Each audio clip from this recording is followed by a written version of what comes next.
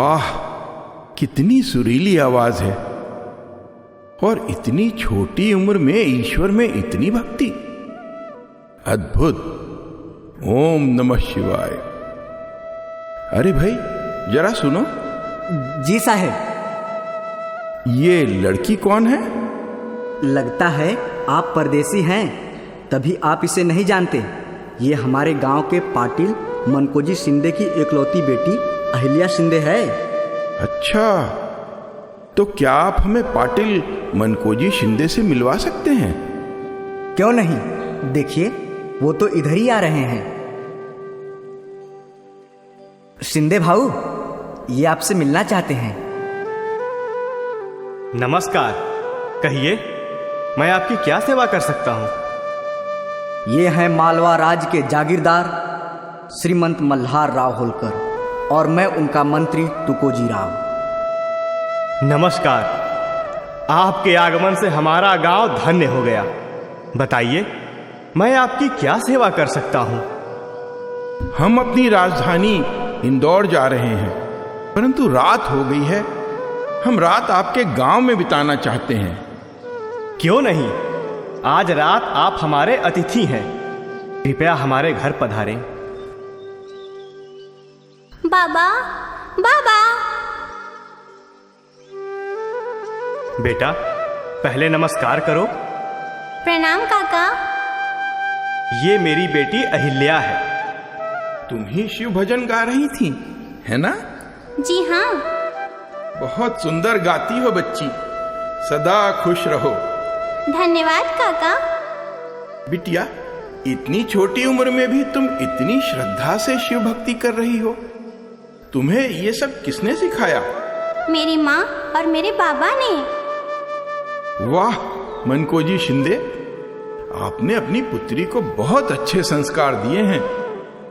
मैंने अपनी बेटी को घर के काम काज के साथ इसे अच्छी शिक्षा भी दिलवाई है और मैंने खुद इसे तलवार चलाना और शस्त्र विद्या सिखाया है।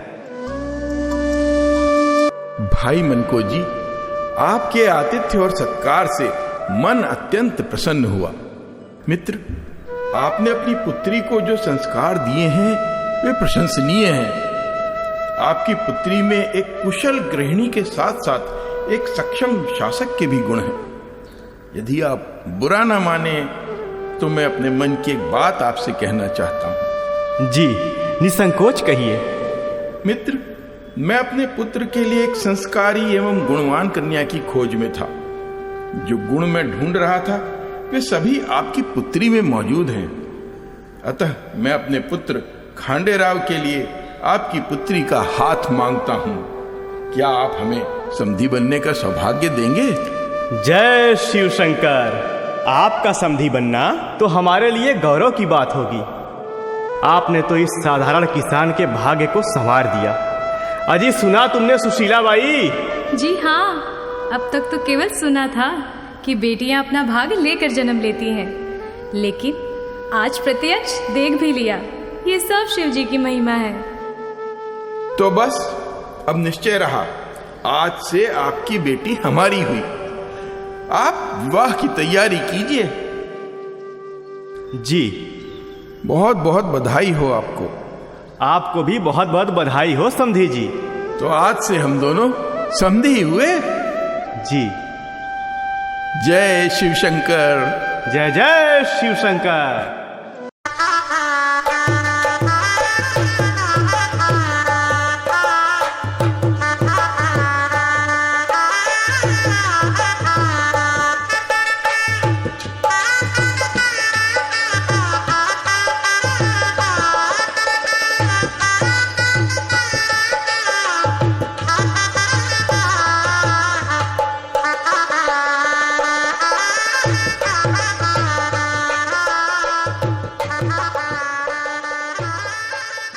इस प्रकार अहिल्या बाई होलकर विवाह के पश्चात इंदौर आ गई और अब शादी को पूरे 20 साल हो चुके हैं।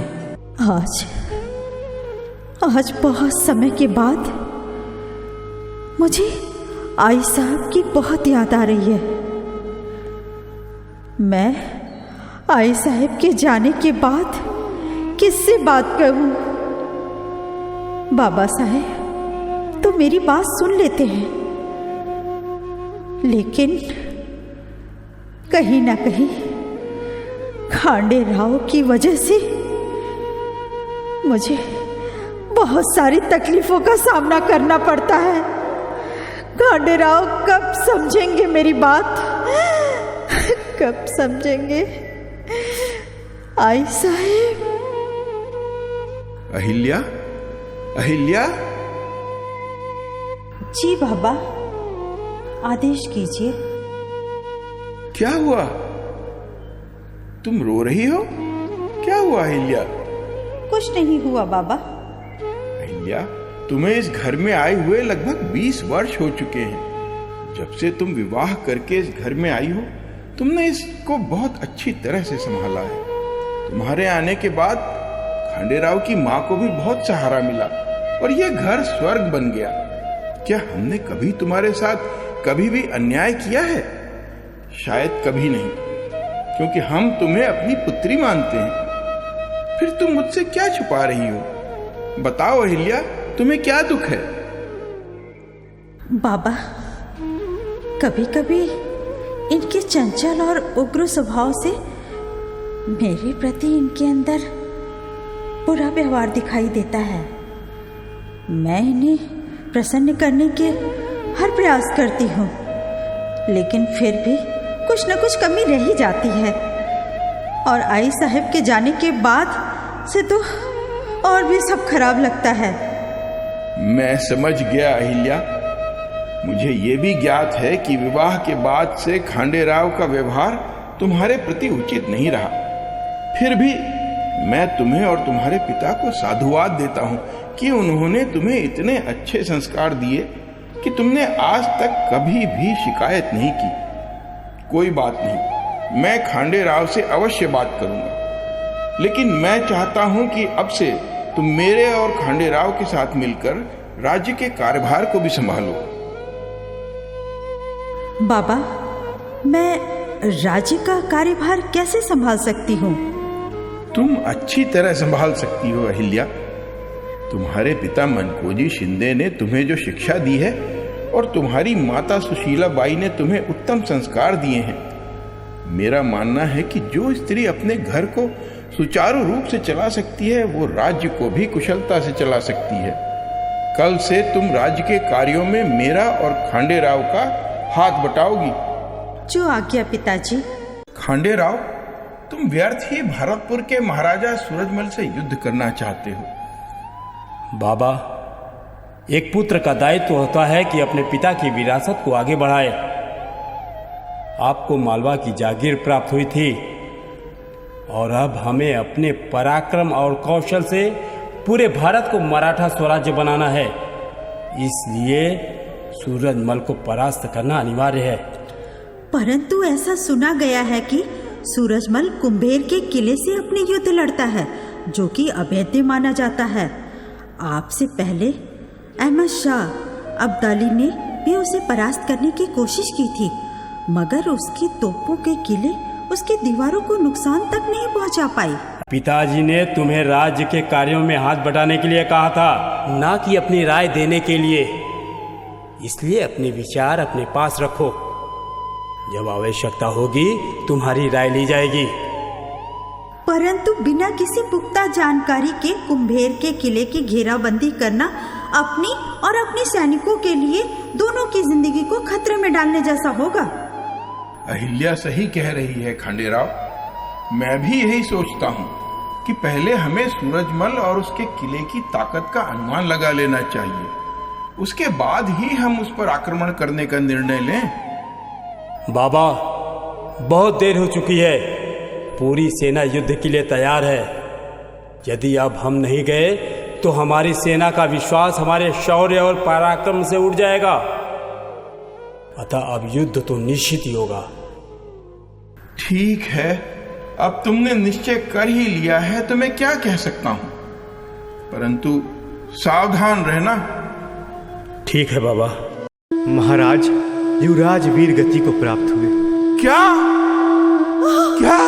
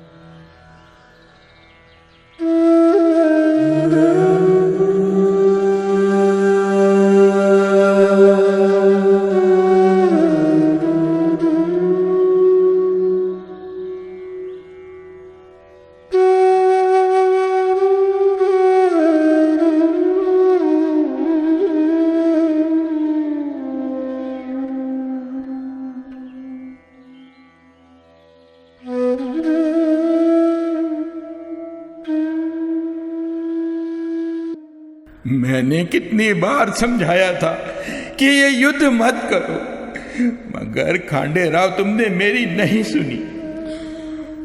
मैं भी तो पति को समझा रही थी। बाबा, मैं उनके साथ जाऊंगी और सती होंगी। महाराज, यही प्रथा है कि पति के साथ पत्नी को सती होना ही पड़ता है। नहीं, मैं ऐसी किसी प्रथा को नहीं मानता। जो चला गया वो चला गया, लेकिन जो पीछे रह गया है उसके भी कुछ दायित्व हैं। खांडे राव के बच्चों का पालन कौन करेगा? मैं वृद्ध हो चुका हूं, मालवा का ध्यान कौन रखेगा? क्षमा करे, परंतु मुझे अपने पति के साथ सती होना पड़ेगा। नहीं अहिल्या, तुम सती नहीं हो सकती। तुम्हारा जीवन इस राज्य और इसकी प्रजा के लिए है। आगे चलकर तुम्हें और तुम्हारे बेटे मालेराव को ही मालवा की बागडोर संभालनी होगी। ये मेरा आदेश है, तुम सती नहीं होगी। मुझे भी इनके साथ जाने दीजिए बाबा, मुझे भी जाने दीजिए। भैया, समझो कि आज से तुम ही मेरी पुत्र और पुत्री दोनों हो। तुम ही मेरा खांडेराव हो। क्या तुम इस राज्य को संभालोगी? बोलो अहिल्या, क्या तुम मेरा इस राज्य का दायित्व निभाओगी? हाँ हाँ देवी अहिल्या, उत्तर दीजिए। उत्तर दीजिए देवी अहिल्या, उत्तर दीजिए।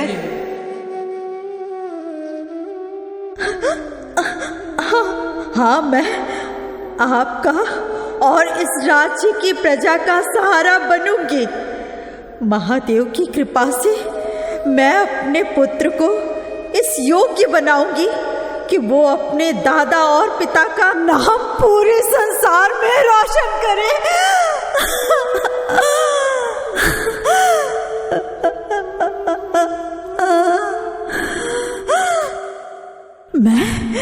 मैं सती नहीं होंगी, मैं सती नहीं होंगी।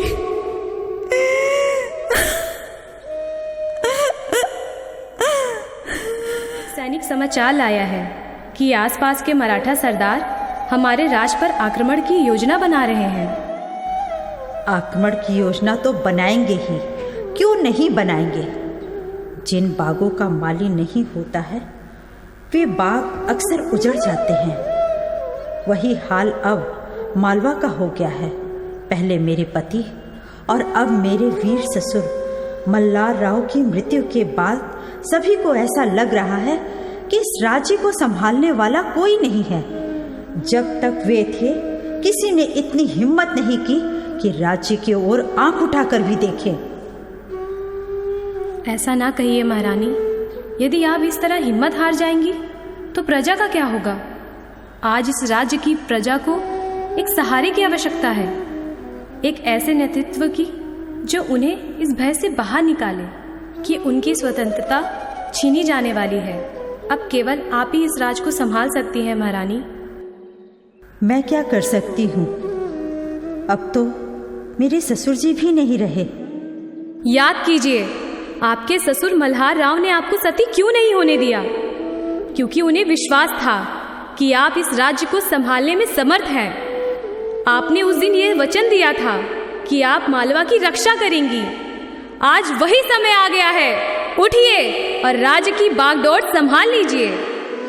सावधान! राजमाता अहिल्याबाई होलकर पधार रही है।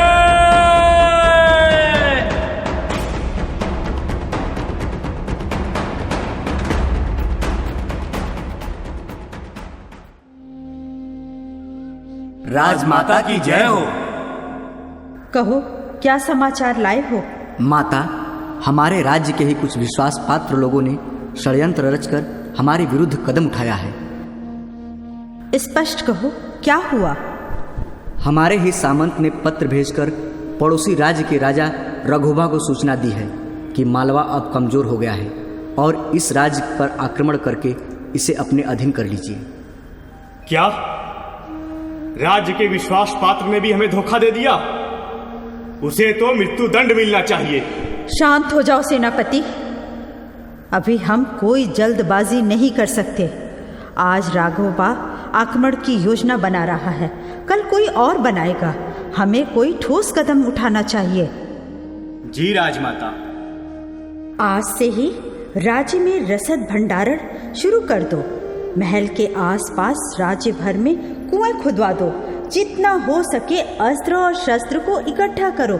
इसके अलावा राज्य के सभी महिलाओं को ये सूचना दे दो कि राजमाता अहिल्याबाई उनसे मिलना चाहती हैं। आज से 2 दिन बाद इस राजमहल के सामने सभी महिलाओं और युवतियों को उपस्थित किया जाए। जी राजमाता। होलकर परिवार कभी भय के साए में नहीं जिया। ये राघोबा जैसे लोग हमें अपने अधीन करना चाहते हैं। शायद वो भूल गए कि होलकर परिवार की बहू अभी जीवित है। यदि स्वतंत्रता की कीमत युद्ध है तो हम युद्ध करेंगे। क्या आप सब हमारे साथ हैं? हम सभी आपके साथ हैं राजमाता। हर हर महादेव। मालवा राज्य की समस्त प्रजाजन सुनो। राजमाता अहिल्याबाई इस राज्य की सभी महिलाओं और युवतियों से मिलना चाहती हैं। आज से 2 दिन बाद आप सभी महल के सामने उपस्थित हो। सुनो सुनो सुनो। राजमाता अहिल्याबाई की जय हो। राजमाता अहिल्याबाई की जय हो। राजमाता अहिल्याबाई की जय हो। मैं आप सभी से कुछ कहना चाहती हूँ। हम कौन हैं? हमें समाज में कई नामों से बुलाया जाता है।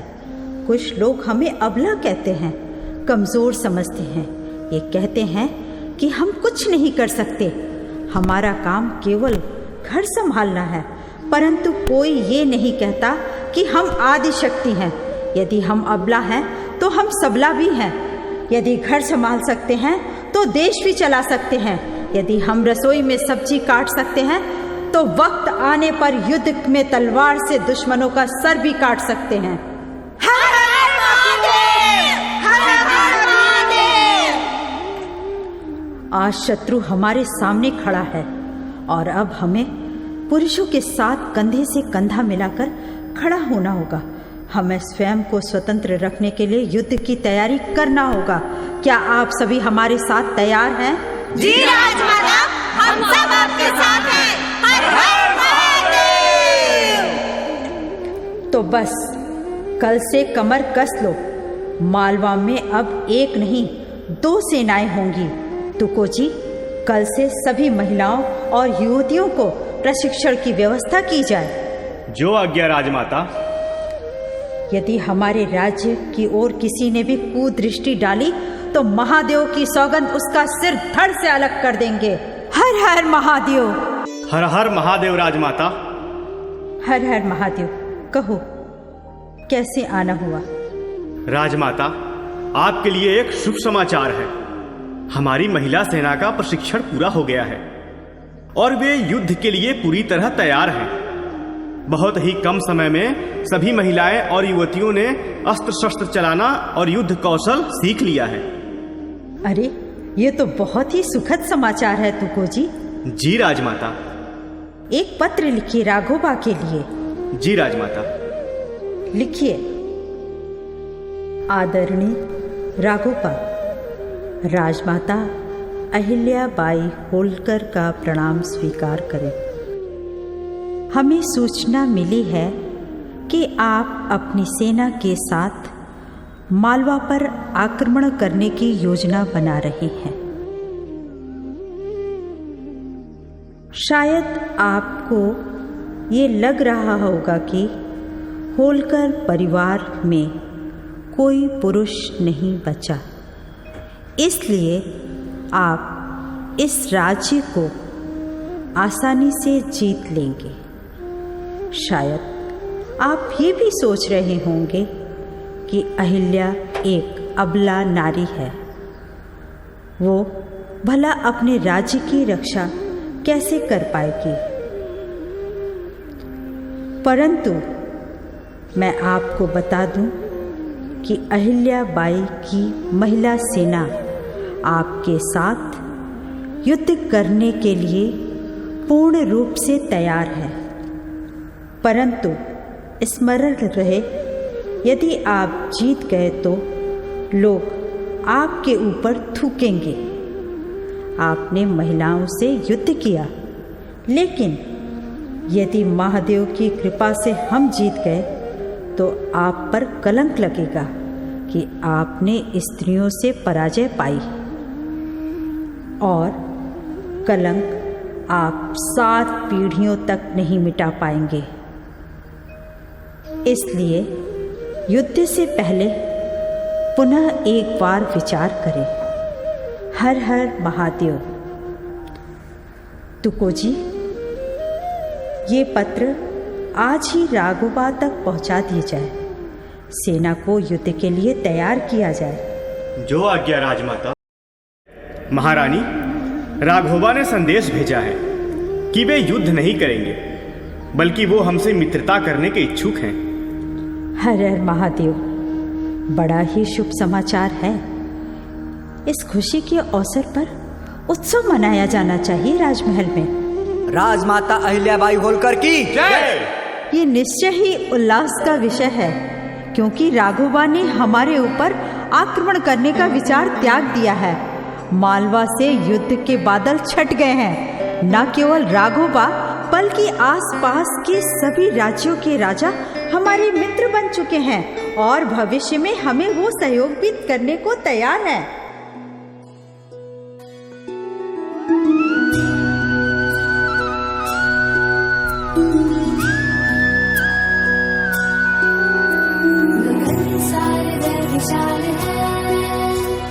जीवन जिसका मिसाल है, पावन है हर पल जो गंगा जल निर्मल जो। कहता इतिहास भी कि रानी एक बेमिसाल है। न है वो किसी राजवंश से, जो उनकी माटी के अंश से। है भवानी हूँ बहू मल्हार राव की बहू। मालवा की भूमि का ये कण कण जिस पे निहाल है। शिव जी आधार है, गुरुवर मल्हार है, ऐसी सरकार जो अहिल्या है। कहते अवतार है, करते जयकार है, जिसकी सवार वो अहिल्या है। मूर्त ये धर्म की अहिल्या है, कीर्त ये कर्म की अहिल्या है। सज्जनों की बालिका अहिल्या है, दुर्जनों की बालिका अहिल्या है। शिव की आराधिका अहिल्या है, अनुपम जो शासिका अहिल्या है। अहिल्या है,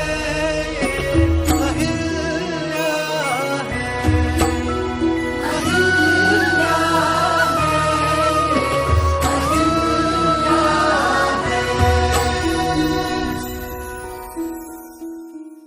राजमाता, इस अवसर पर यदि आपकी अनुमति हो तो मैं भी कुछ कहना चाहता हूँ। कहो। राजमाता, औरंगजेब ने केवल भारत को ही नहीं लूटा, बल्कि हमारे मंदिरों और शिवालयों को भी नष्ट कर दिया। इससे हिंदुओं के विश्वास को गहरी चोट पहुंची। इस विषय में कुछ किया जाना चाहिए। मैं भी आपसे सहमत हूँ। आज से न केवल हमारे राज्य बल्कि पूरे देश के मंदिरों का पुनर्निर्माण करवाया जाना चाहिए। शिवालयों की पुनः स्थापना की जाएगी। जगह जगह कुएं खुदवाए जाएंगे और राहगीरों तथा व्यापारियों के लिए विश्राम गृह बनवाए जाएंगे। जो आज्ञा राजमाता। राजमाता अहिल्याबाई होलकर की जय। तुकोजी महाराज, देखिए, नर्मदा का पानी कहाँ तक बहता है और गंगा का जल कहाँ तक हमारे देश को सींचता है। हमारा मालवा तो समृद्ध है, पर दूर काशी में हमारे देव और आराध्य विश्वनाथ जी कब से खुले आसमान के नीचे हैं। उनका मंदिर औरंगजेब ने तोड़वा दिया। हमारी इच्छा है कि काशी में विश्वनाथ मंदिर का पुनर्निर्माण करवाया जाए। महारानी, आपकी धार्मिक भावना महान है, किंतु काशी विश्वनाथ मंदिर का निर्माण कोई छोटा कार्य नहीं है। उसमें लाखों रुपए लगेंगे और विधर्मियों से हमारी सुरक्षा को भी देखना होगा। क्या धर्म की रक्षा राज्य की रक्षा से कम महत्वपूर्ण है? जिन तीर्थों पर करोड़ों लोगों की आस्था टिकी है, यदि वही तोड़ दिए जाएं, तो हम किस शासन पर गर्व करेंगे? हम स्वयं पर लगाए हुए करों को क्या करेंगे? ये पैसा जनता का है और इनके उपयोग में सबसे अधिक जाना चाहिए। बड़े दुख की बात है कि काशी विश्वनाथ जी का कोई भी पुनर्निर्माण के बारे में नहीं सोच रहा है। देवी, आपका संकल्प अलौकिक है, किंतु इतना बड़ा कार्य, क्या आप जानती हैं कि विधर्मियों ने कितनी बार उस स्थान को नष्ट किया है? उन्हें तोड़ने दो, हम फिर बनवाएंगे, बार बार बनवाएंगे। हम दिखाएंगे कि आस्था की जड़ें तलवार से भी गहरी होती हैं। आप सर्वोत्तम कारीगरों, शिल्पकारों और पत्थरों की व्यवस्था करें, धन की चिंता ना करें। जी राजमाता। माँ गंगा, अब आप मेरी शक्ति हैं। महादेव की इच्छा से इस जीवन में मैंने एक बात निश्चित सीखी है, किसी से भी हार नहीं मानना चाहिए। हमारा जन्म चाहे स्त्री के रूप में क्यों न हुआ हो, पर स्त्री कमजोर नहीं है, बस मन को साधने की आवश्यकता है। यदि ये साध लिया तो कोई भी स्त्री अहिल्या बन सकती है, कोई भी स्त्री अहिल्या बन सकती है। तुको जी, 3 वर्ष लगे, 3 वर्ष, लेकिन अब शुभ घड़ी आ ही गई। मुझे काशी से संदेश मिला है कि भूमि शुद्धिकरण का कार्य पूरा हो चुका है।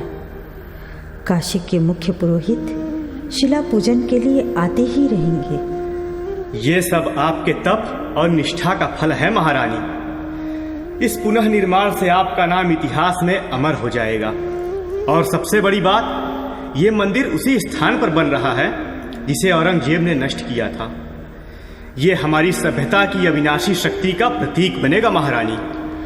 अमरता नहीं चाहिए मुझे केवल ये चाहिए कि कोई गरीब दूर दराज का भक्त काशी पहुँचे तो उसे भगवान के सिर पर छत मिले, उसे ठोस भव्य सुरक्षित दर्शन करने को मिले।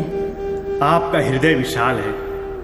मैंने सुना है कि जब आपने दशाश्वमेध घाट का जीर्णोद्धार करवाया और अहिल्याबाई घाट का निर्माण करवाया, तो काशीवासियों ने कहा कि ये केवल पत्थरों का घाट नहीं है, ये लोक माता अहिल्याबाई का आशीर्वाद है। मुझे ऐसे ही आशीर्वचनों की आवश्यकता है। महारानी, काशी के मुख्य पुरोहित पधारे हैं। उन्हें ससम्मान भीतर लाओ। आज काशी के मुख्य पुरोहित नहीं, हिंदुस्तान की नई आस्था की नींव पधारी है। राजमाता की जय हो। हम मंदिर निर्माण के लिए काशी से शिला लेकर आए हैं। इस शिला का विधि विधान से पूजन कीजिए। इस शिला को काशी में मंदिर की नींव में स्थापित किया जाएगा। महारानी, महादेव का यह मंदिर पूरे भारतवासियों के लिए आस्था और विश्वास का तीर्थस्थल होगा। सदियों तक जब जब लोग काशी में बाबा विश्वनाथ के इस मंदिर को देखेंगे, तब तक महारानी अहिल्याबाई को याद करेंगे। बाबा विश्वनाथ की जय, बाबा विश्वनाथ की जय, बाबा विश्वनाथ की जय। हर हर महादेव। महारानी, आज बाबा विश्वनाथ के मंदिर के पुनर्निर्माण का कार्य पूर्ण हुआ। बाबा का नया मंदिर अब भक्तों के लिए खुला है। महारानी, आपने असंभव को संभव कर दिखाया। हर हर महादेव। हर हर महादेव। महारानी, आज से जो भी श्रद्धालु काशी आएंगे, वे मां गंगा के पावन तट पर बाबा विश्वनाथ के दर्शन पाकर धन्य हो जाएंगे।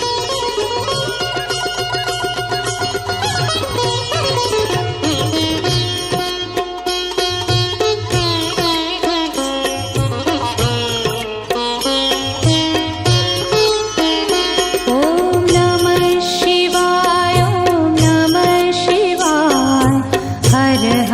भोले नमः शिवाय नमः शिवाय ओम नमः शिवाय हर हर भोले नमः शिवाय ओम नमः शिवाय ओम नमः शिवाय हर हर भोले नमः शिवाय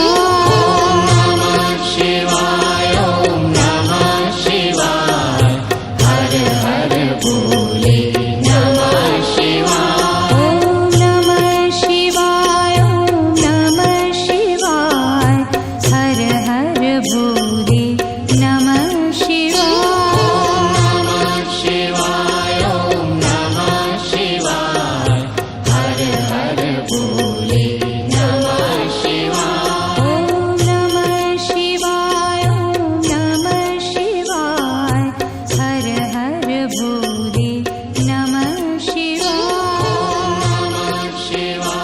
ओम नमः शिवाय हर हर भोले नमः शिवाय ओम नमः शिवाय ओम नमः शिवाय हर हर भोले नमः शिवाय ओम नमः शिवाय हर हर भोले नमः शिवाय नमः पार्वती पते हर